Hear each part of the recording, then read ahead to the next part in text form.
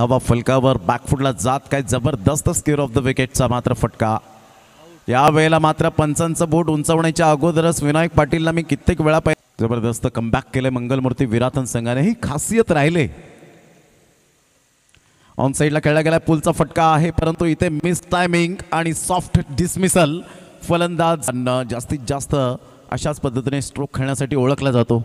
यावेळेला ऑफ साइडला खेळला तर जातोय आणि शेवटच्या क्षणाला उत्कृष्ट दर्जाचा झेल क्रिकेटमध्ये आपण पाहता शक्य असं भरपूर आहे। यावेळेला मोठा प्रहार करण्याचा प्रयत्न यावेळेला आपण पाहतायत आणि इथे मात्र यस कॉटन बॉल। फलंदाज या ठिकाणी 5 डिसेंबर ते 7 जानेवारी असा टेनिस बॉल क्रिकेटचा महासंग्राम पाहायला मिळेल। यावेळेला बॅटची एज आणि संयोग आला तसाच मात्र या ठिकाणी back to the dugout Jagdish Patil sense याला म्हणतात सेन्सिबल आणि तेच मात्र यावेळेला कुंदन घरत हीच ओळख आहे कुंदनची। यावेळेला दीपेनच्या बॅटमधून मोठा फटका येईल का हा प्रश्नचिन्ह। प्रणय पाटील बाउंड्री लाईन टच आणि दीपेनच्या खेळीला पूर्ण विराम परिपूर्ण। सुजित शेठ पाटील यांची स्पर्धा अप्रतिम गाजली गेली आणि आम्हाला सुद्धा समालोचनाची संधी प्राप्त झाली ती पायगावच्या मैदानावर। यावेळेला ऑन साइडला खूप चांगला फटका परंतु नयन केनी कोणती चुकी करणार नाही चिराग बारी कडून आणि जर विकेट हॅट्रिक आता साध्य करतायत तर 200 रुपयांचं कॅश प्राइज असेल। यावेळेला clean bold wicket hattrick. What a bowling performance. हे काय घडलं जातं मॅजिकल बॉलिंग। एका क्षणाला मात्र जेव्हा पहिली इनिंग सुरू होत असते सोन्या गायकवाड गोलंदाज रितेश तयार। यावेळेस मात्र कट करण्याचा प्रयत्न होता तिथे जर आपण पाहिलं तर क्षेत्ररक्षण आहे आणि रोहित यांनी मात्र चांगला झेल टिपलाय। कुठली पुन्हा एकदा फुलटॉस चेंडू सॉफ्ट अँड बॉटम हँडचा उपयोग करत असताना मात्र या ठिकाणी फलंदाज फसतोय। उत्कृष्ट गोलंदाज जणे अप्रतिम चांगली कामगिरी करत मात्र आपण पाहतायत गोलंदाजाला ओव्हरटेक केलं। आकाश गावड सुद्धा त्या रँकिंग मध्ये होता आणि अशा वेळेला मात्र ओव्हरटेक करत असताना आपण पाहू शकतायत पहिल्या रँकिंग वर आला। ओळखा पाहू कोण। आवाजच येत नाही कॉन्फिडन्स आपला परफॉर्मन्स काय आहे आपल्या साथीदारांचा आवाज तर येणं गरजेची गोष्ट आहे।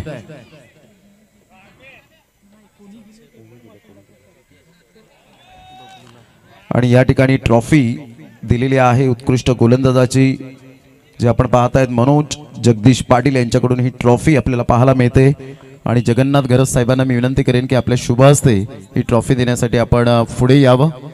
आणि ही ट्रॉफी जाते मिस्टर रितेश किनी बबलू स्मिथ 11 मंगलमूर्ती विराटन 10 विकेट ज्याच्या नावावर बोटांतील जादू यावेळेला दर्शवली आणि आउटस्टँडिंग परफॉर्मन्स करत असताना एक सड पातळ बांध्याचा मात्र ज्या खेळाडूच्या शरीराकडे न जाताना त्याच्या कौशल्याकडे गेले आणि यावेळेला एक विकेट हॅट्रिक आणि एक धाव देत मात्र आपल्या नावावर मात्र आपली ही ट्रॉफी केली। एकदा जोरदार टाळ्या बबलूसाठी। आणि हे 700 रुपयाचं कॅश प्राइज विघ्नहर्ता स्पोर्ट्स यांच्या माध्यमातून आपण पाहताय। शूज सुद्धा आपण पाहतायत आणि दीपेश मात्रे यांना विनंती करेन की आपल्या शुभ हस्ते धन्यवाद जगन्नाथ घरत साहेब आपण व्यासपीठावर विराजमान व्हायचं आहे। 700 रुपये आणि हे शूज देऊन आपण सन्मानित करायचं। एकदा जोरदार टाळ्या अभिनंदन असेल रितेश किनी बबलू।